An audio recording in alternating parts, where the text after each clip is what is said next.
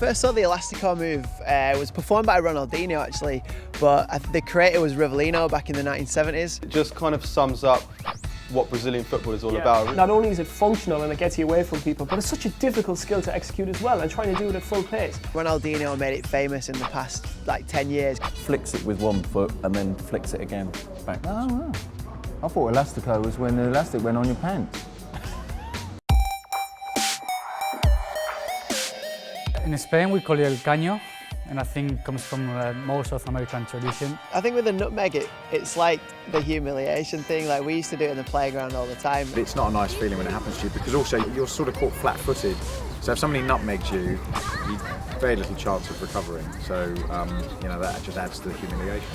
If I'd stuck it through Julian Dix's legs or Razor Ruddock, you know, if I'd shouted Megs, that is a very disrespectful thing to do. You know, there could be injuries there. You achieve it, you don't shout Megs unless you're meant to.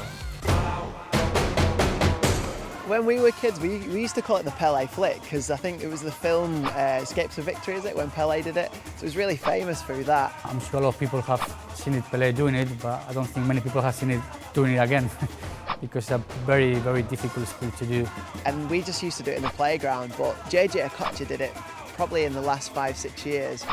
You'd watch him Bolton games just to see him pull out a trick. You don't expect those moves, because that's more of like a freestyle move, you know, to flick the ball in the air.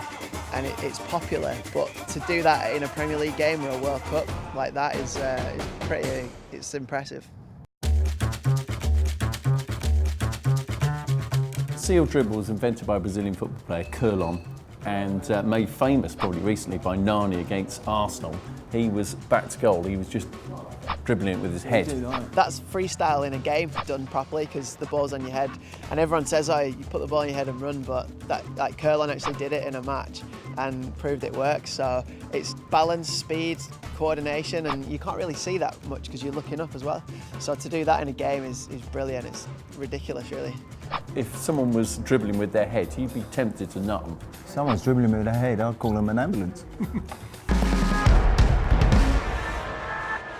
I think with the runaround move, it's that change of pace. And I always used to see Giggs do it all the time. I think nowadays, like players like Antonio Valencia, because they're so fast, and if you're up against him, he's literally going to knock it one side, and the change of pace is that does it.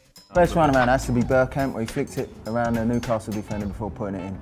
Absolute genius, from a genius player. The hard thing is getting the timing right, and once you get that, it's more of a winger's move. It's like a step over in a way.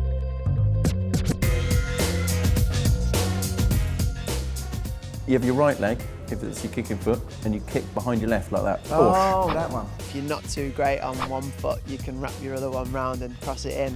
And I think that's why a lot of the top players have used it. For me, this is a total waste of time flick. I think it'll be easier for you to practice how to kick with your left foot rather than putting your right foot behind. If it works, then it works, you know. It doesn't matter what it looks like. If it gets to the point and if it gets the ball in the goal or to the next man, then of course it's necessary, yeah. Why don't you just cross it normally, like a normal fella? Nah, you get picked for England if you did that. If I was to characterise Zinedine Zidane, it would be about elegance and skill, but also functionality. And I think that this Marseille turn kind of encapsulates all of that. Played against Zidane a few times, and I see in live that turn. It's almost like a ballerina is like pirouettes on the ball. And I think the best way of doing it is on an angle, because your body's in the way of the ball and the man, and that's why it's a great move. Is that the one where you tread on top of the ball and turn it around? Yeah. No, I'm not good enough for that. I've only got little legs, I can't get my feet up now. The first time I saw a bicycle kick was Trevor Sinclair, actually, when I was younger, and he did that, and it was like probably one of the best goals I've ever seen. I wouldn't try that one in a match, just in case I embarrass myself. I scored a good overhead kick for Celtic against Dundee at Celtic Park. I don't know where it come from. I think 50,000 of the crowd were as surprised as I was that I'd done it, and I pulled it off. The timing as well, because you're going to have your feet above the head, obviously. So to have the right timing and to get the right touch of it, it's quite difficult, and it needs a lot of practice. We all tried a bicycle kick though, don't we? Yeah, I've tried it on a bouncy castle after being drunk. I always remember Danielson back in '98 World Cup. He'd just like go up to someone and do about 20, and the guy was like falling over in front of him. Players with quick feet do it 4 to 5 times, They go step, step, step, steps, and then they go one way or the other. Obviously players like Ryan Giggs use it, Ronaldo. David Rocastle at Arsenal had a great step over Rocky. Chris Waddle had a brilliant step over.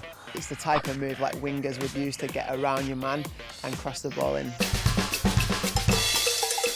1974, World Cup finals, Germany, Johan Cruyff with a turn. When I saw that, I jumped out of my seat. It's one of the great images of World Cup history, Cruyff doing that turn on the Sweden right back. Cruyff was a genius, and by doing it behind your other leg, what allows you to get the ball in a position where you're already directed to the, well, obviously to the goal or to the line where you're facing. So it's pretty quick and very practical. You turn and go the other way. It's very hard for them to take the ball away from you, and it's very effective.